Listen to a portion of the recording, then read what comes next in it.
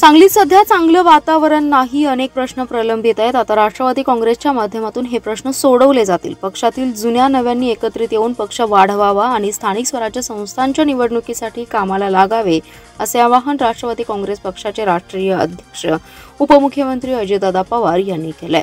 सांगली जिल्ह्यातील माजी मंत्री शिवाजीराव नाईक, माजी आमदार राजेंद्र अण्णा देशमुख, विलासराव जगताप, माजी जिल्हा परिषद सदस्य तम्मनगोंडा रवी पाटील, रणधीर नाईक, निलेश एसुगडे, भाजपचे मुन्ना कुरणे यांच्यासह अनेकांनी मुंबई येथे राष्ट्रवादी काँग्रेसमध्ये जाहीर प्रवेश केलाय।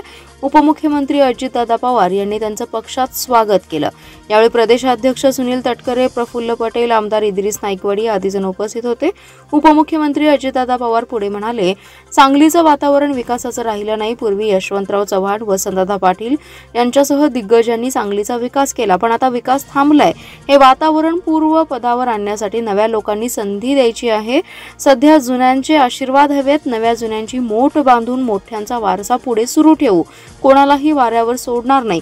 सर्वांनी पक्षाच्या सदस्य नोंदणीत सक्रिय राहावे, स्थानिक स्वराज्य संस्थांच्या निवडणुकीसाठी पक्षाची ताकद वाढवा, अशा सूचना दिल्या।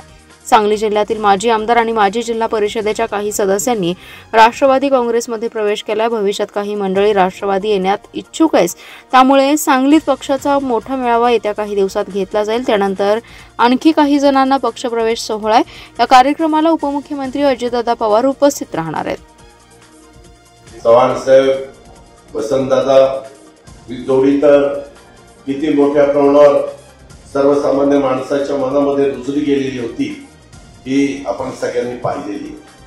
आज सांगली जिल्ह्याचं वातावरण वेगळं आहे, परंतु ते आपल्याला पूर्वपदावर आणायचं आहे आणि ती ताकद आज पक्षप्रवेश करत असणारे शिवाजीराव नाईक साहेब असतील, आमचे जजचे विलासराव जगताप असतील, राजेंद्र अण्णा असतील, या सगळ्या मान्यवरांच्या मध्ये ही ताकद त्या ठिकाणी आहे।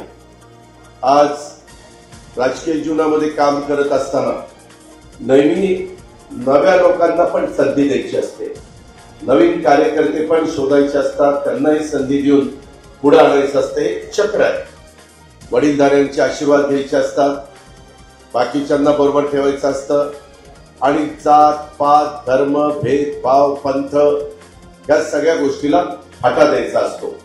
कारण संविधानाला पण 75 वर्ष पूर्ण झालेली आहेत। घटनेचे शिल्पकार डॉक्टर बाबासाहेब आंबेडकरांनी जे संविधान आपल्या देशाला दिलेलं आहे, त्याचा आपल्याला सगळ्यांना रास्त अभिमान आहे आणि हे संविधान आपल्या देशामध्ये जातीय सलोखा ठेवण्याचं, सगळ्यांना एकोपा ठेवण्याचं काम करत असतो आणि त्यामध्ये महाराष्ट्राची पण भूमिका अतिशय महत्वाची आहे।